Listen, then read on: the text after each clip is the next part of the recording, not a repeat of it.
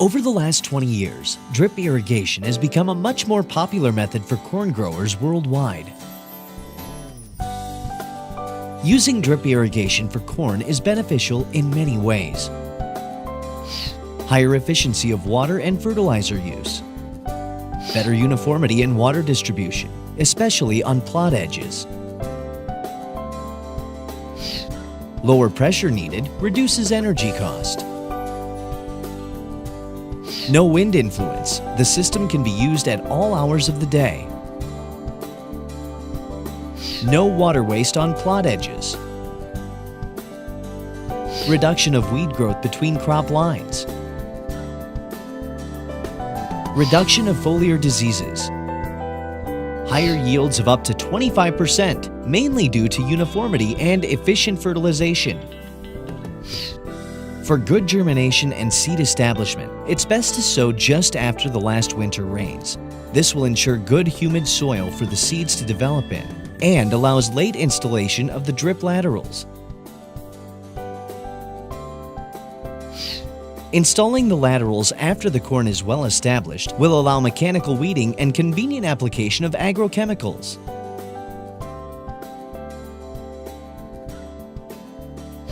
There are many ways to design a drip irrigated cornfield, according to variety, climate conditions, and the machinery used.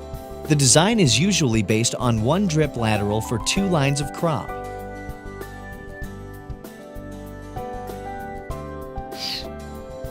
Drip lines are installed with an extending machine harnessed to a tractor.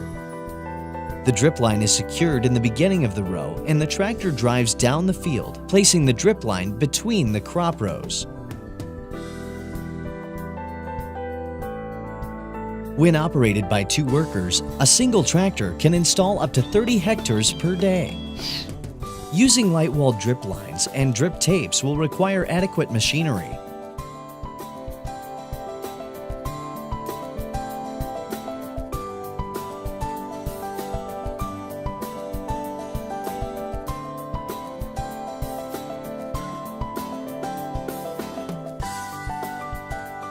This type of drip line is buried slightly to protect it from physical damage and to secure it in place, thus preventing it from moving in the wind.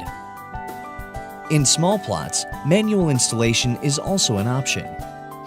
After placing the drip laterals, they are connected to the sub-main pipes.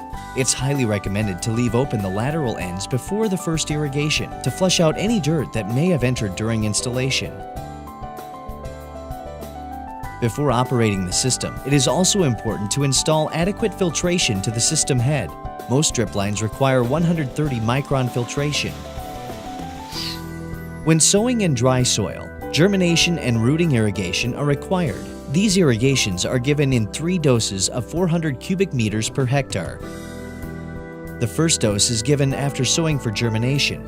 The second is done 4 days after germination, and the third dose takes place 8 to 10 days later. Regular irrigation starts approximately 25 days from emergence. Irrigation is done every 2 to 4 days, according to the local climate. To determine the exact daily water quality needed, it's best to use the crop factor and evaporation data. As the crop develops, water quantities are increased until they reach a total of approximately 4,500 cubic meters per season. One of the main benefits of the drip system is highly efficient fertigation.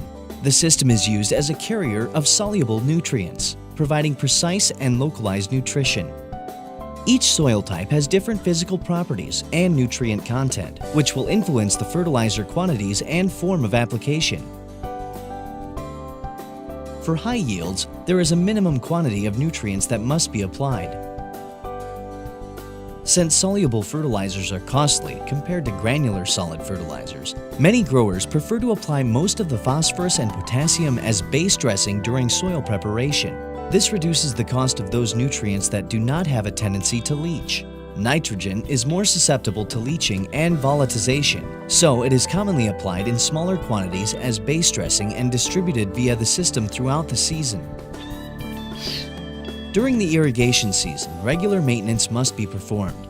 2 things are essential: flushing the laterals at least once a month and applying acid and chlorine at least once every season to clean the system of organic and mineral contaminants.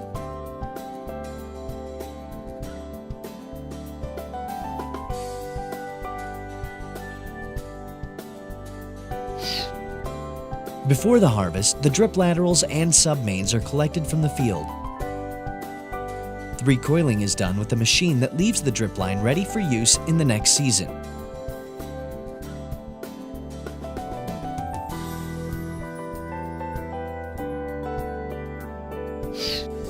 At last, it's harvest time.